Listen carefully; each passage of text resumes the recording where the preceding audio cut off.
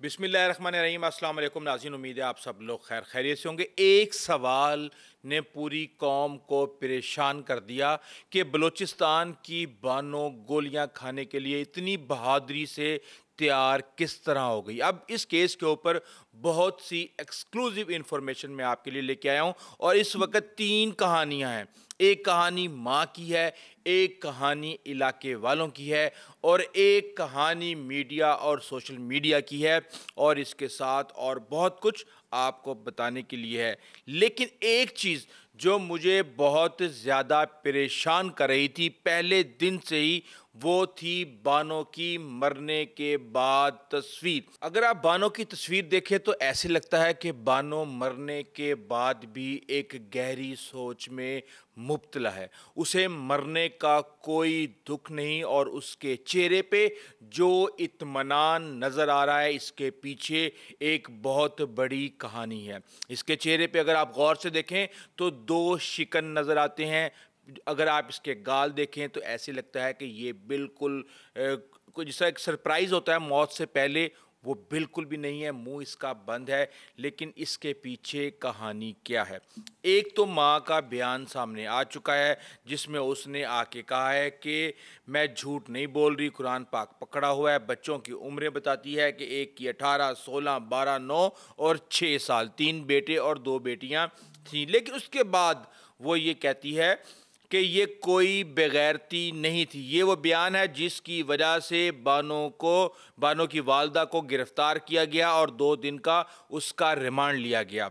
ये कोई बेगैरती नहीं है बल्कि बलोच रस्म रिवाज के मुताबिक किया है।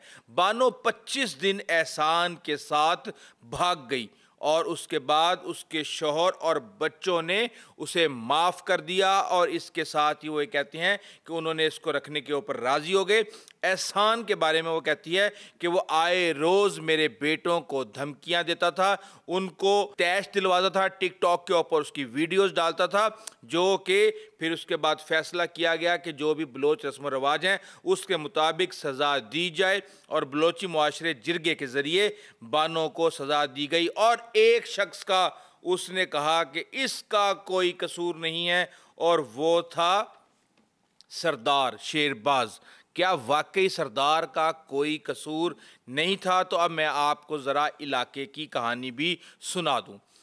बात यह है कि बानो और एहसानुल्लाह दोनों ही पहले से शादीशुदा थे।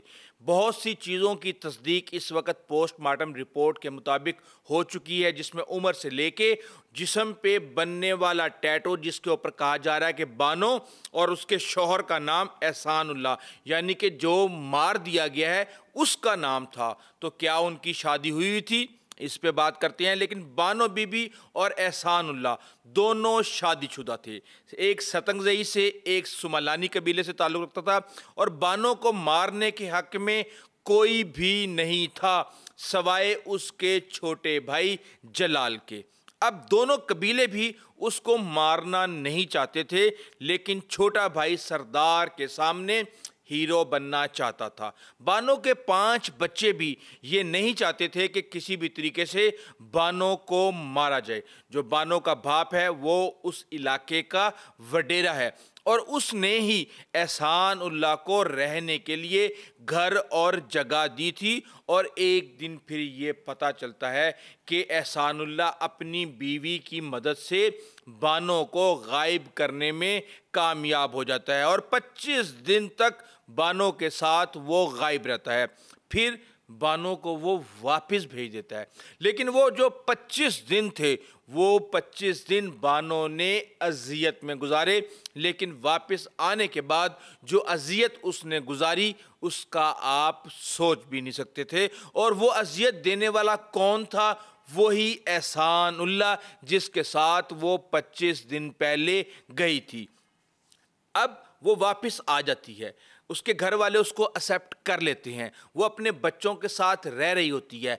6 ماہ کا عرصہ گزر جاتا ہے اور اس 6 ماہ کے اندر احسان اللہ چھپتا پھر رہا ہوتا ہے اور وہ ٹک ٹاک کے اوپر اس کی ویڈیوز ڈال رہا ہوتا ہے، علاقے میں یہ بات مشہور کر رہا ہوتا ہے کہ یہ لوگ بے غیرت ہیں، ان کے اندر کوئی غیرت نہیں ہے، اور اشتعال دلوا رہا تھا جس کی تصدیق خود بانو کی والدہ کر چکی ہیں۔ اب اس کے ساتھ ہی پتہ یہ چلتا ہے کہ خاوند کو بھی ویڈیو بھیجی گئیں، بھائی کو بھی ویڈیو بھیجی گئیں، بچوں کو بھی ویڈیو بھیجی گئیں، اور کئی لوگ یہ کہتے ہیں وہ نازیبا ویڈیوز تھیں اور علاقے میں وہ اس کو بدنام کر رہا تھا۔ یہ چیز اس کی فیملی کے لیے ایک اذیت بن چکی تھی۔ اب جب ویڈیوز آنا شروع ہوئیں، علاقے کے اندر بدنامی ہونا شروع ہوئی اور لوگوں نے ان کو غیرت کے طعنے دینا شروع کیے، تو یعنی بانو کے گھر میں لڑائی شروع ہو گئی۔ ایک طرف بچے اور شوہر تھے، باپ بھی مارنا نہیں چاہ رہا تھا، لیکن دوسری طرف یہ الزام لگایا جا رہا ہے کہ اگر نہ مارا جاتا، ایک تو جلال جو اس کا چھوٹا بھائی ہے اس کے بارے میں ہی کہا جا رہا ہے کہ وہ سردار کے سامنے ہیرو بننا چاہتا تھا، لیکن دوسری طرف وہ یہ کہہ رہے ہیں کہ اپنے خاندان کو اس لڑائی سے بچانے کے لیے اور سردار سے بچنے کے لیے اور اپنی فیملی کے تحفظ کے لیے وہ پہلے ہی فیصلہ کر چکی تھی کہ اس کو اب قربانی دینی ہے، جو غلطی وہ کر چکی ہے اس کا کفارہ اس نے ادا کرنا ہے۔ یہ بات میں کیوں کہہ رہا ہوں اس کا آپ کو ابھی پتہ چل جائے گا۔ اس کے بعد پھر ایک دم سے ان کو مخبری ملتی ہے کہ احسان اللہ ایک جگہ پہ موجود ہے، اور یہ چھاپا مارتے ہیں کچھ لوگ اور اس کو اٹھا کے لے آتے ہیں، اور پھر پتہ یہ چلتا ہے کہ جو بھی انہوں نے پنچایت کرنی تھی سردار کے ساتھ یا کسی اور کے ساتھ، وہ کرنے کے بعد وہ یہ فیصلہ ہو جاتا ہے کہ ان دونوں کو قتل کر دیا جائے۔ اب جس وقت احسان اللہ کو گرفتار کر لیا جاتا ہے، پھر گاڑیاں بھر کے جا رہی ہوتی ہیں بانو کے گھر پہ، اور بانو کے کو ایک خاتون فون کرتی ہے جس کو یہ پتا تھا کہ یہ فیصلہ ہو چکا ہے، شاید وہ کسی اس جگہ پہ موجود تھی جہاں پہ یہ فیصلہ ہو رہا تھا۔ اس نے بانو کو فون کیا کہ اگر تم یہاں سے نکل سکتی ہو تو نکل جاؤ، تمہارے قتل کا فیصلہ ہو چکا ہے، تمہیں یہ یہاں سے اٹھا کے لے جائیں گے اور یہ تمہیں قتل کر دیں گے۔ لیکن ظاہر سی بات ہے، جو بہادری ہم نے بانو کی گولیاں کھانے سے پہلے اور گولیاں کھانے کے بعد جو چہرے کے اوپر ہم نے اس کے اطمینان اور ایک تجسس دیکھا ہے، وہ یہ گواہی دے رہا ہے کہ یقینی طور پہ بانو پہلے ہی اپنے آپ کو قربانی دینے اور گولیاں کھانے کے لیے تیار کر چکی تھی۔ پھر پتہ یہ چلتا ہے کہ جب وہاں پہ لوگ پہنچتے ہیں تو بانو ہاتھ میں قرآن پاک لے کر بیٹھی ہوئی تھی اور بندوقوں والوں کا انتظار کر رہی تھی۔ اس کے بعد پھر ہم یہ دیکھتے ہیں کہ وہ گاڑیاں کس طرح سنجیدی میدان کے اندر آتی ہیں، بانو کو نکالا جاتا ہے اور بانو یہ کہتی ہے کہ صرف گولی مارنے کی اجازت ہے، یعنی کہ وہ اپنے آپ کو اس چیز کے لیے تیار کر چکی تھی کہ اس کو اب گولی کھانی ہے۔ اور پھر وہ ساری فوٹیجز ہم دیکھ لیتے ہیں کہ وہ کہتی ہے کہ میں 7 قدم آگے چلی جاؤں، اور اس نے اپنے آپ کو مرنے کے لیے ایک پوزیشن اپنی خود اس نے پرپوزل دیا کہ مجھے صرف گولی مارنی ہے، میں 7 قدم آگے جاتی ہوں پھر مجھے گولی مارنا۔ اور اس کے بعد ہم یہ دیکھتے ہیں کہ اس کی ایک پوسٹ مارٹم رپورٹ جو ہے وہ ہمارے سامنے آ چکی ہے، اور اس پوسٹ مارٹم رپورٹ کے مطابق پہلے میں نے آپ کو گولیوں کی تعداد زیادہ بتائی تھی، بہرحال اب جو تعداد ہمارے سامنے آئی ہے اس کے مطابق بانو کو 7 گولیاں اور اس مرد کو 9 گولیاں لگی ہیں، اور بانو کی عمر بھی اس حوالے سے سامنے آ چکی ہے۔ پہلے یہ کہا جا رہا تھا کہ شاید بانو کی عمر 42 سال ہے کیونکہ وہ شکل سے اندازے ہی لگائے گئے تھے، لیکن اب پوسٹ مارٹم رپورٹ کے مطابق بانو کی عمر 37 سے 38 سال تھی، جبکہ احسان اللہ کی عمر 35 سے 36 سال تھی، اور احسان اللہ بانو سے چھوٹا تھا۔ اب ایک اور کہانی سامنے آ رہی ہے، اور وہ کہانی یہ ہے کہ طلاق لے لی تھی اس نے پہلے، طلاق لینے کے بعد اس نے احسان اللہ سے شادی کی، پھر وہ جب واپس آئی تو ایک لڑکے کے ساتھ اس کا حلالہ کروایا گیا، اور پھر دوبارہ نور محمد یا جو بھی نام تھا اس کے شوہر کا، اس سے دوبارہ شادی کی گئی۔ لیکن بات یہ ہے کہ جتنے منہ اتنی کہانیاں، ابھی تک جو چیز کنفرم ہوئی ہے اس کے مطابق یہ ہے کہ بانو اس کے ساتھ گئی تھی اور وہ واپس آئی، اس کو معاف کر دیا گیا اور وہ رہنا شروع ہو گئی اپنے بیوی اور بچوں کے ساتھ۔ لیکن ہم یہاں پہ یہ دیکھتے ہیں کہ ایک اور چیز ہمارے سامنے آتی ہے، اور وہ یہ ہے کہ جناب وہ کہا جا رہا ہے کہ احسان اللہ کے کھانے کے لیے دعوت دی گئی اور اس کے بعد اس کو پکڑ لیا گیا ان کو، اور اس کے بعد ان کو گولی مار دی گئی۔ اس بات میں بھی کوئی حقیقت نہیں ہے۔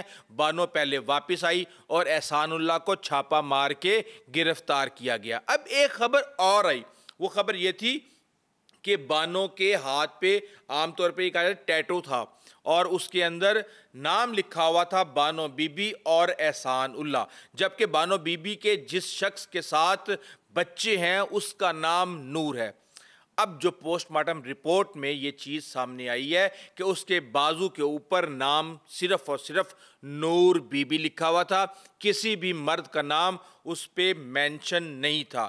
اب اس کے ساتھ ہم یہ دیکھ رہے ہیں کہ یہ کیس جیسے جیسے آگے چلتا جا رہا ہے، ایک بحث چلتی جا رہی ہے کہ شاید وزیر اعلیٰ اس سرداری نظام کو بچانا چاہتے ہیں یا اس طرح کی چیزیں سامنے آ رہی ہیں۔ تو اس حوالے سے یہ خبریں ہمارے سامنے آ رہی تھیں کہ سردار شیر باز کا ایک دن کا جسمانی ریمانڈ کیوں لیا گیا ہے۔ تو اب جو خبر ہمارے سامنے آئی ہے وہ یہ ہے کہ سردار کا 10 روز کا جو جسمانی ریمانڈ تھا اس میں توسیع کر دی گئی ہے، اس کی والدہ کا 2 دن کا جسمانی ریمانڈ دے دیا گیا ہے، اور اس کے علاوہ ہم یہ دیکھتے ہیں کہ یہ کہانی بھی اب ایک طرح سے ماضی کا حصہ بن گئی ہے۔ ہر روز کوئی نہ کوئی ٹریجڈی ہوتی ہے، کبھی بابو سر ٹاپ پہ ہو جاتی ہے، کبھی ہمارا اصغر کی ہو جاتی ہے، کبھی بانو کی ہو جاتی ہے، اور ہر روز ہم ایک نئی ٹریجڈی کے اندر پرانی ٹریجڈی کو بھول جاتے ہیں۔ اور اب اس حوالے سے باتیں کی جا رہی ہیں کہ جو بھی ہوا غلط ہوا، اور ماورائے آئین جو عدالت ہے اس کے قتل نہیں کیا جانا چاہیے تھا۔ بہرحال ظاہر سی بات ہے، جب ایک نظام ہو، ایک سسٹم ہو، تو اس کے مطابق ہی چلنا چاہیے۔ یہ جو رسم و رواج ہیں ہر طرح کی، ہر معاشرے میں، ہر قبیلے میں، ہر خاندان میں، ہر جو کاسٹ ہے اس کے اندر اپنی ہوتی ہیں، لیکن وہ رسم و رواج جو قتل و غارت سے منسلک ہوں تو ماورائے عدالت قتل کی ریاست کبھی بھی اجازت نہیں دیتی۔ بہرحال اس حوالے سے لیٹسٹ جو بھی ڈیولپمنٹس آئی تھی میں نے آپ کے سامنے رکھ دی ہے، اور امید یہ ہے کی جا رہی ہے کہ جیسے ہی ان کے ریمانڈ ختم ہوں گے یا اگلے 10 دن کے لیے یہ ریمانڈ ہو چکا ہے، اس سٹوری کے اوپر بھی مٹی ڈال دی جائے گی۔ بہرحال اس حوالے سے کوشش یہ کریں گے کہ کوئی بڑی اپڈیٹ آتی ہے تو آپ کو اس حوالے سے آگاہ کریں۔ ابھی تک کے لیے اتنا ہی، آئندہ تک اجازت دیجیے۔ اللہ حافظ۔